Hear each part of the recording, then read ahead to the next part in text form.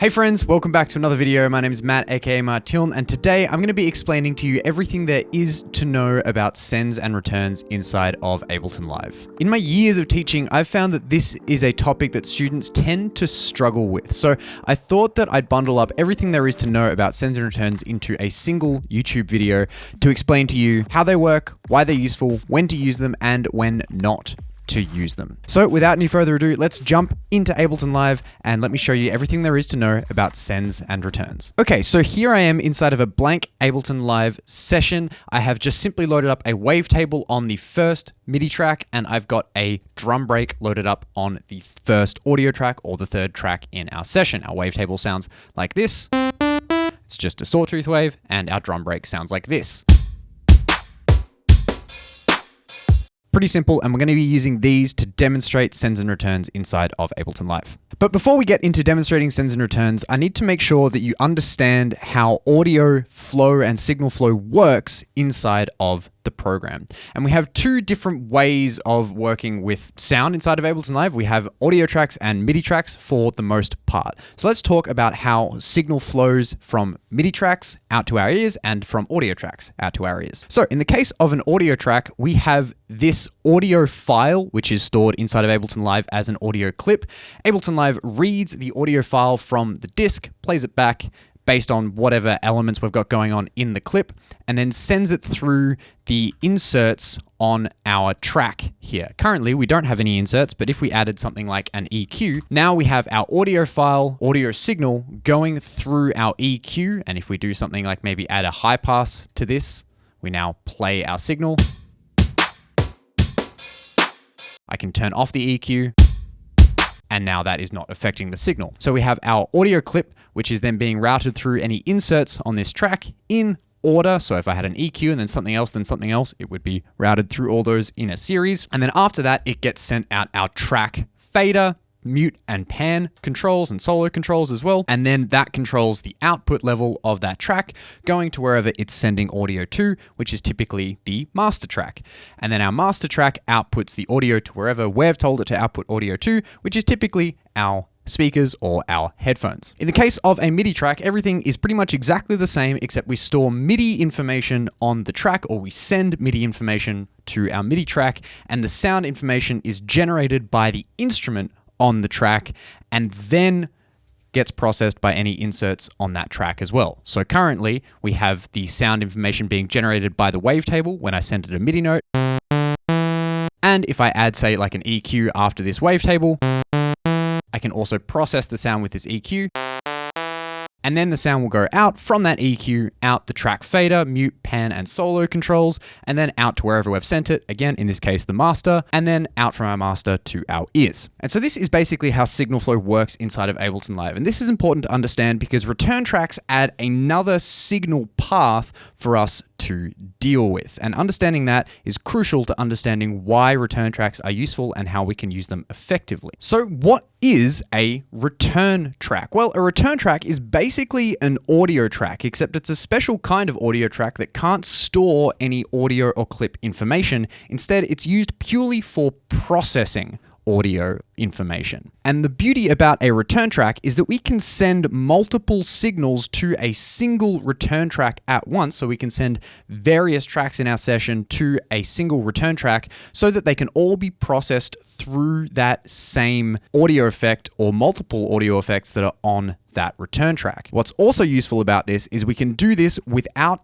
interrupting the flow of that track to our master track. We can actually create a copy of all of these signals, process them on our reverb or whatever it is we've got on our return track, and then send that back to our master so we can combine multiple signals together at our master track. Now, one thing to note about Ableton Live is that we are limited to 12 return tracks. In other DAWs, return tracks are often known as aux tracks and have other uses as well. And typically the limitations are a little bit higher in other DAWs, but Ableton Live only limits us to 12 return tracks. So inside of our default Ableton Live session, we actually start with two return tracks already. We have a reverb return track and a delay return track. Our reverb return track over here on our right is set to be a reverb. It's a return track with a reverb on it, and our delay is a return track with a delay on it. So on my third audio track right here, I can come down to this middle section, which is this sends section. If you don't see this sends section, you need to come over here to the bottom right-hand corner of your session view and click on this little S button. And as a note, if you don't see these return tracks on your right either, you'll need to click on this little R button. Make sure that they're both engaged, both highlighted yellow. Now I can go to send A on our drum track and increase the send amount to our reverb and have a listen to what happens.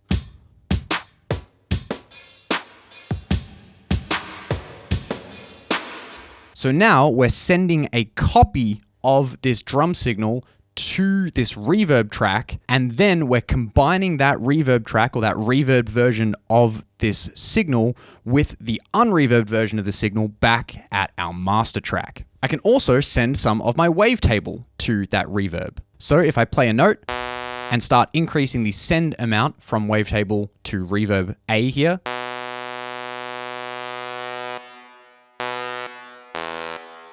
we're now sending that wavetable to that same reverb track. And if I hit play and also play my wavetable at the same time,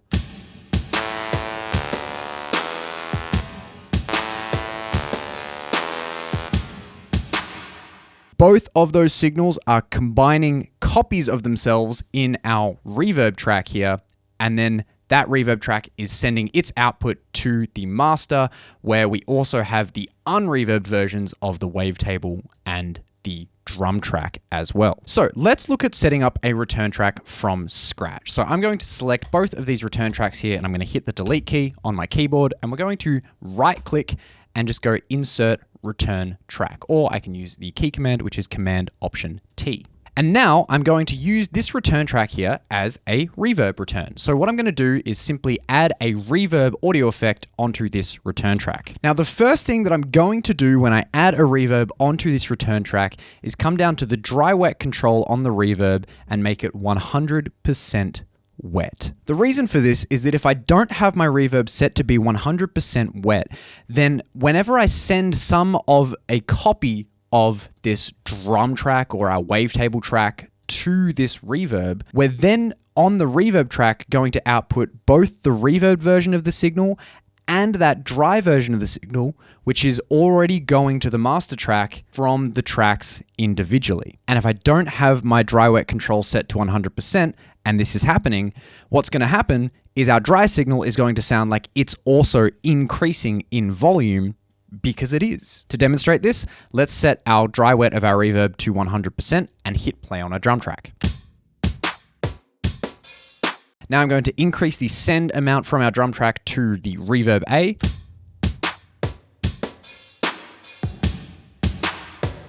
And if I solo my reverb track, my reverb return, you'll hear that this is just the reverb that we're hearing here. But if I turn down the dry wet control, we're now getting some of that dry signal here. So if I unsolo the reverb, and now with our dry wet control being turned down, we can hear our dry signal is louder than our wet signal, even though we're sending 100% of our copy of our signal to our return track. So I'm going to increase the dry wet knob of our reverb all the way up to 100%.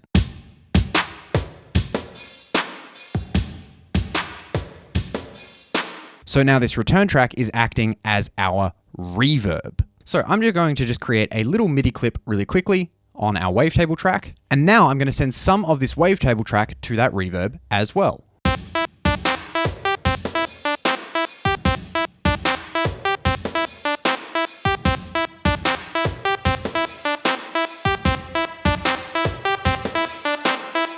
And so now what we're effectively doing is putting this wavetable track, our synthesizer track, and our drum track in the same virtual space or room. A reverb is a device, an audio effect that is used to simulate or emulate the sound of an real acoustic space, such as the room that I'm in or anywhere else. And by sending copies of both our synthesizer signal and our drum signal to a single reverb, we're effectively putting them in the same room. Now, what's really useful about this is that I can actually send both of these signals to that same room at different amounts. So I could actually have our drums sound like they're a little bit less reverbed, so we're closer to them in the room, and our synthesizer is more reverbed, so it sounds like it's further away and we're getting more of the room sound.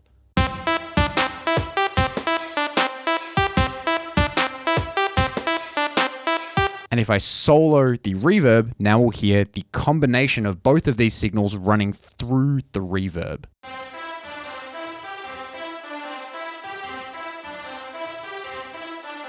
And now if I want to control the level of the reverb overall, if I like the ratio of the amount that I'm sending the wavetable to that reverb and the drums to that reverb, I can simply turn down the fader on our reverb track.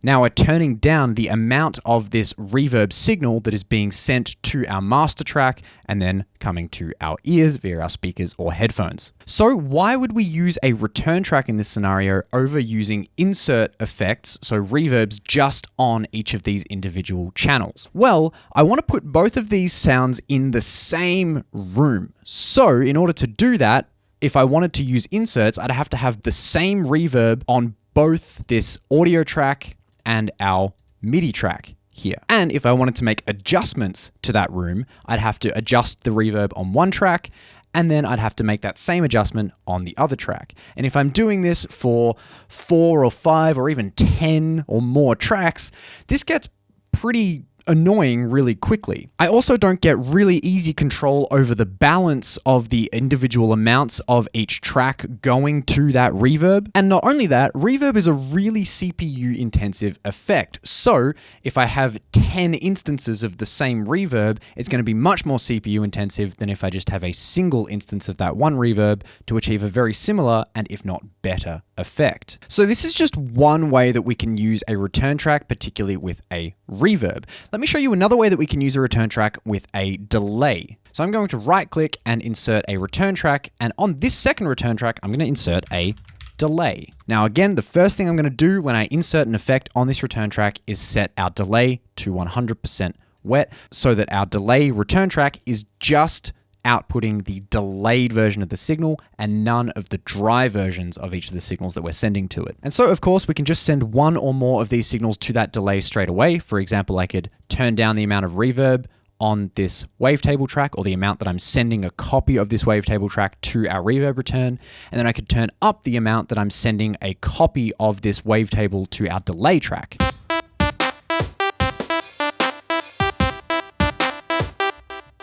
I can change the settings on our delay here to maybe quarter notes. And so now we're adding a delay to this wavetable track. And of course, I could do the same with our drums.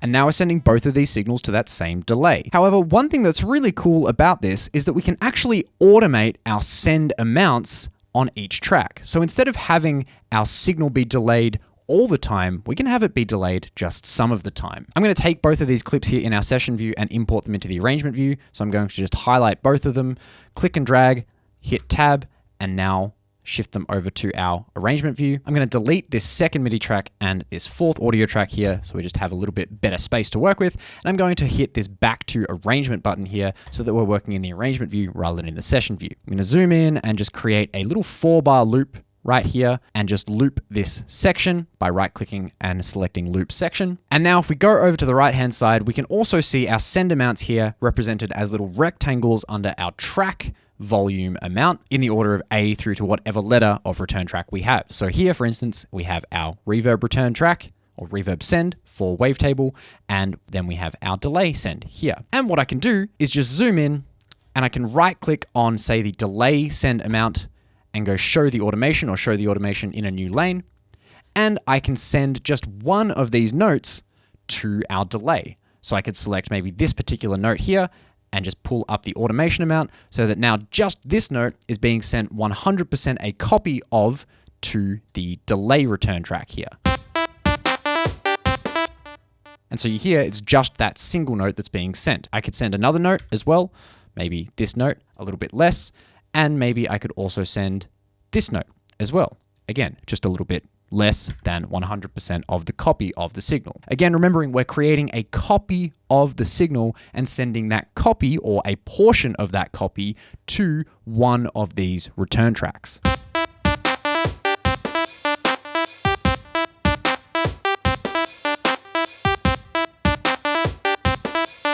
I could also do the same with our drums. So again, just right click and click Show Automation in New Lane, and then select that region and pull that up a little bit. And I could send another part of our signal to that delay as well. Maybe the end right here, send that a little bit to the delay there. And so now we have portions of copies of both this synthesizer and our drum track being sent to our reverb return track all of the time. And then we have portions of copies of these signals being sent to our delay tracks at moments in time, specifically here, here, here, here, and here. Now let's have a listen to what this sounds like.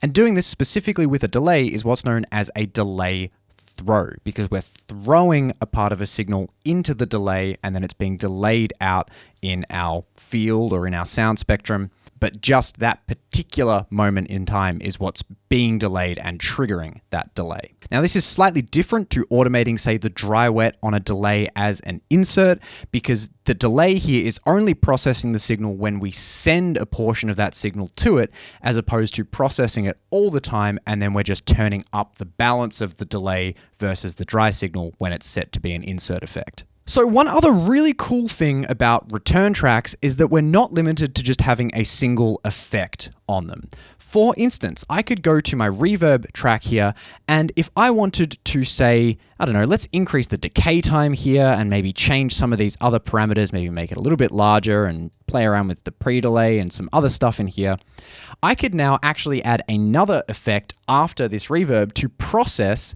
the reverb. In this instance, I'm going to add an EQ. So I'm going to pull in our EQ after our reverb. And if I solo my reverb track,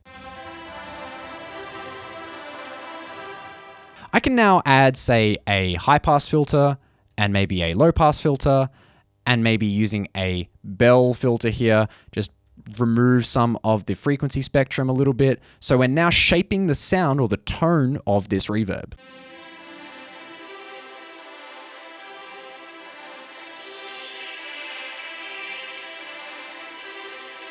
Without the EQ, the reverb sounds like this. And with the EQ, it sounds like this. And in the context of everything, we have a reverb that now sounds like this.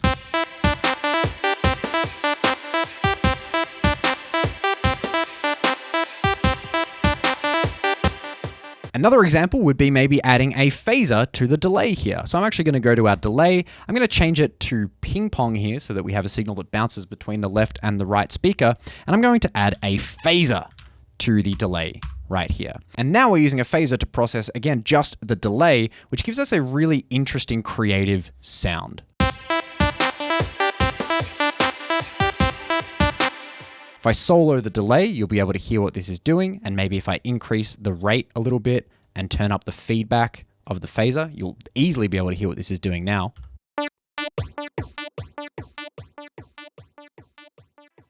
So in context of everything, this is what this sounds like. And one important thing to note about when we have another audio effect on a return track is that that second audio effect, that secondary audio effect, does not need to be set to 100% wet, because we've already created the wet signal with our first effect, in this case, the delay signal. So I could add maybe just a little bit of the phaser here. I could turn the dry wet of the phaser down to maybe 40% instead of having it be 100%. So it's just a little bit of a phased signal.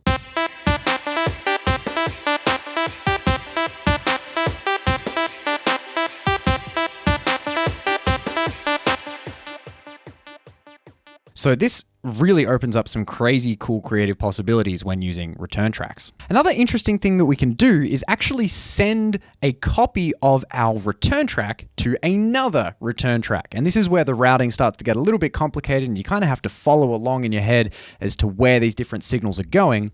But for instance, I could actually send some of this delay return track here to our reverb return track. So I could come down here in our session view to our sends on our return track, and you can see currently they're grayed out. If I move or increase send A on this delay track, it doesn't look the same, and we're not actually going to hear anything happen when we do that. So what I have to do is right click and enable that send. So now I can increase our send amount from our delay to our reverb. So now we're actually applying a little bit of that room sound to our delayed version of the signal. And so this will be really obvious if I actually turn down the amount that I'm sending of each of these tracks to that reverb, and then I go and play our signal.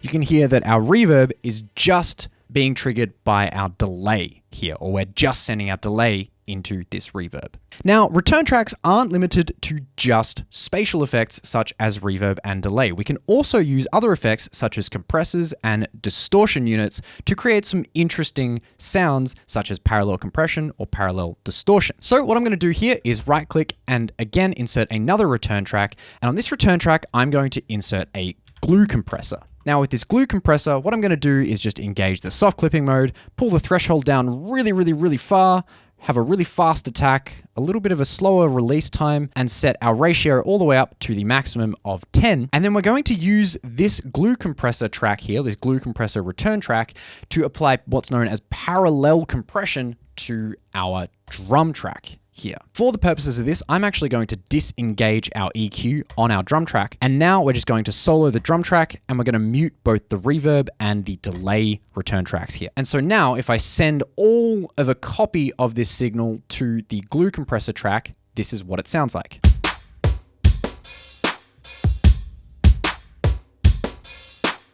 And we can see that currently we're applying a lot of compression with this glue compressor. And if I solo just this compressor return track here, this is what that sounds like. And in order to just increase the level here, I'm going to actually turn up the makeup gain by a significant amount.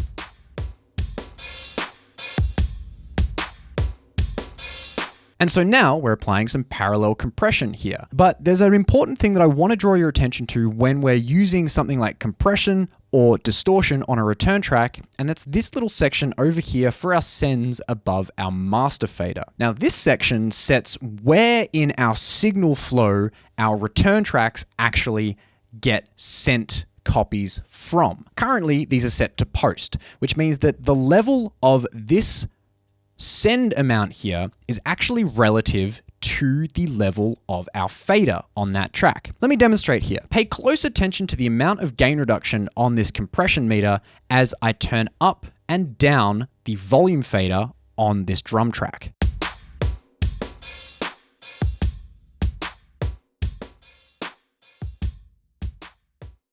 You can see that as I'm turning it down, we're applying less and less and less compression. And as I turn it up,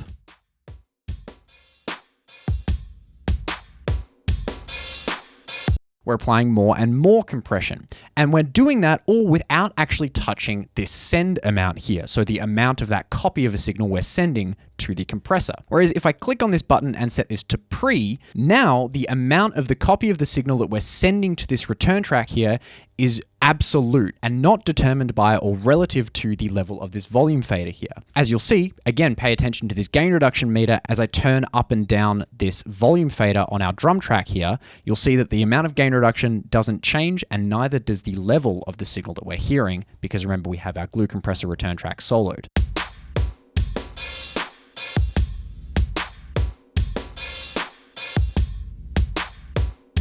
And so why is this useful? Well, compression is what's known as a non-linear effect, which essentially means that the output of that effect is not proportional to the input of that effect. And in the case of a compressor, the amount of gain reduction being applied by that compressor is determined by the level of the input signal. So if I'm constantly changing the level of the input signal by moving this volume fader here on our drum track, the amount of compression that we're applying with this compressor is also going to be constantly changing, which when we want to apply parallel compression is not really good because we're going to be applying differing amounts of compression. And if I want to say turn up our drums, then we're going to be applying more compression and throwing out of whack the balance of our parallel compression. Or if I want to turn down the drums, we're going to end up with the same issue, just on the other way. So we're going to be applying less compression to the parallel version of the signal. So in short, when using nonlinear effects such as compression or distortion or anything where the output is not proportional to the input of the signal, we should,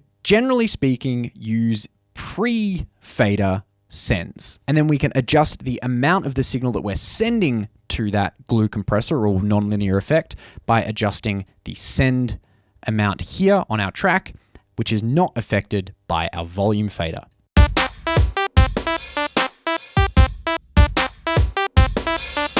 Typically, the best way to go about this is to send 100% of a copy of that signal to our compressor and then simply control the amount of that compressor or whatever effect it is with the level of the return track.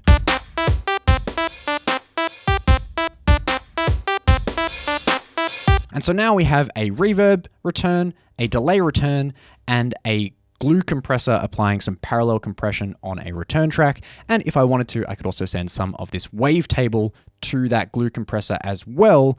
Bearing in mind, of course, this is also going to affect how the parallel compression is affecting the drum track too. And so that's most everything there is to know about sends and returns inside of Ableton Live, except there are two other things that I want to touch on just really briefly. First is the sends only option in the routing section of our tracks. So we can see here we have a routing section in the middle of our session view right here, and I can show and hide this by using the I/O button in the bottom right hand corner. And we'll see under the audio 2 section of our track, if I click on this first drop down menu, we have an option for sends only, which means that it effectively doesn't send the signal to the master track. It only sends it to any of the sends or return tracks that we're sending it to via these send controls. So now we don't hear any of the dry signal of these drums. We're purely going to hear the reverb, the delay, and the compressed version of these drums.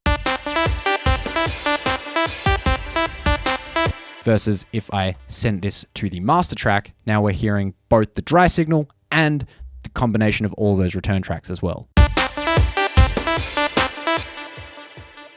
A more useful way of applying this would be, for instance, if I went to the delay track here and had this sent to sends only. Now I would just be hearing the delay track running through the reverb and not the dry version of the delay track.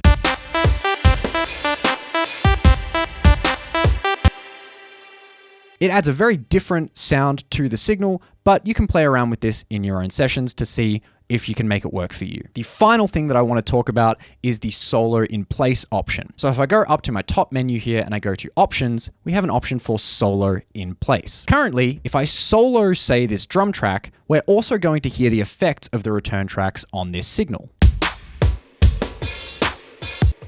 So I can hear the parallel compression, I can hear the delay, and I can hear the reverb. But if I go up to my options here and I turn off solo in place, we're just going to hear the dry signal of this track being sent to the master and not any of the returns that are affecting it. Go back to options, turn solo in place back on, and now again, we'll hear those return tracks even though we're just soloing the drum track. And so this can be useful if you don't want to hear all the effects of the return tracks and you just want to hear the dry signal. This is the only way you're going to be able to do it, by using this solo in place option. If you want to, say, solo the drums and just hear the dry signal and not like the reverb and delay and everything else like that as well that you've got applied to the signal. And so that should cover pretty much everything there is to know about sends and returns inside of Ableton Live. If you enjoyed this video, make sure to leave a like and a comment down below, subscribe if you're new, and of course, feel free to head on over to my Buy Me a Coffee page where you can buy me a coffee, support the channel, and help me make more videos like this. If you'd like to check out one of my other recent videos, you can click here. Otherwise, I hope you're having a fantastic day, and I'll see you all in the next video.